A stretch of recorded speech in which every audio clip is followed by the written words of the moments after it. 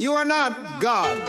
Only He can create a man and woman. If you think you can, you are defying God's plan. The evil Dr. Frankenstein care about riches, not your mental health. Deep Dive Podcast Show. Let's dive in. Welcome to the Deep Dive. Today we're looking at a really troubling situation out of Florida. Yeah, involves a couple, Georgy Almony and Milliene Adeclat. Right. They were arrested. Serious allegations. Yeah. Child abuse and neglect. Right, concerning Adeclat's 10-year-old daughter. We're pulling information from Crime Online and WPLG Local 10 today. And there are some, disturbing details to unpack here. Let's maybe just get right into it. Okay, so the central allegation, it revolves around an incident back on Saturday, April 15th, 2025. That's right. Reportedly, Almony, he's the girl's stepfather, he punished her for pushing her brother. But the way he did it, it's quite shocking, according to the report. Extremely. Yeah. He allegedly forced her hand onto a hot stovetop. A hot stovetop. Yeah, both sources confirm this detail. The reports say the girl, screamed in pain. Of course. And then ran to call her mother, Milliene Adeclat, but her mom was at work at the time. Imagine that call.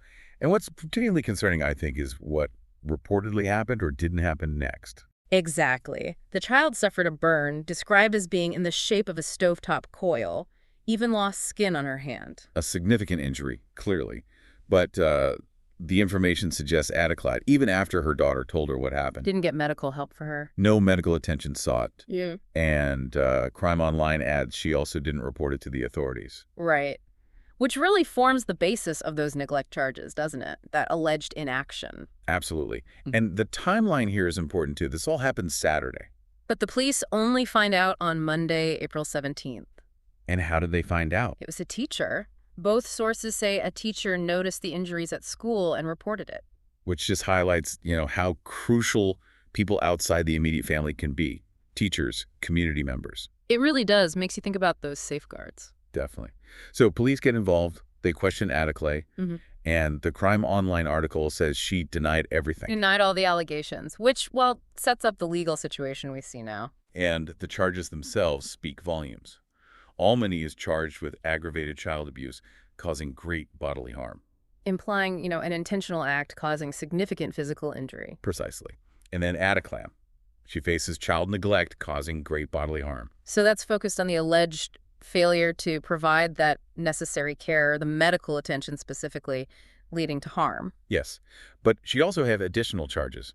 Aggravated battery on a law enforcement officer and resisting with violence. Right. Crime Online mentioned that during her arrest, she apparently pushed and swung at the officers. Which is a serious escalation in itself. Yeah. And looking at the bond amounts kind of tells a story too, maybe. Almony's bond was set at $7,500. Well, Adeclat's was $1,500. Yeah. A pretty noticeable difference. What do you make of that disparity? Well, it could reflect a few things. Maybe the initial assessment of, immediate physical threat from Almony versus the nature of the neglect charge for Adeclat. Plus, her resisting arrest charges may be factored in differently. Could be.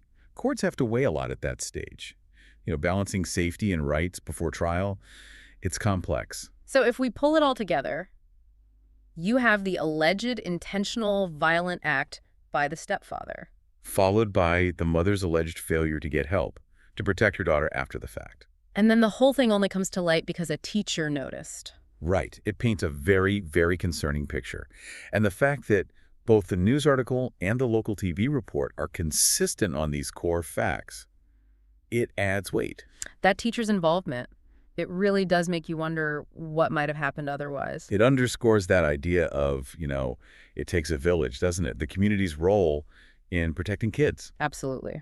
So key takeaways here. Obviously, the fundamental duty of parents to keep kids safe. Safe from harm, yes, but also ensuring they get help when harm does occur.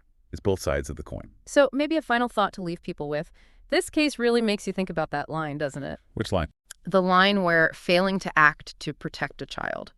When does that become viewed legally and maybe societally as seriously as actually inflicting the harm? That's a deep question. What factors really shape how we perceive and legally weigh those different kinds of parental failures? Something to consider.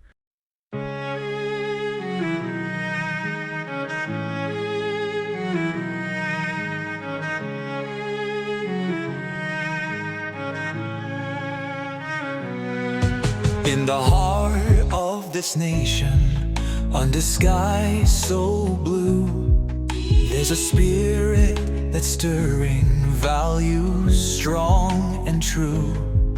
From the mountains to the prairies, from the cities to the sea, we stand for liberty, for faith and family.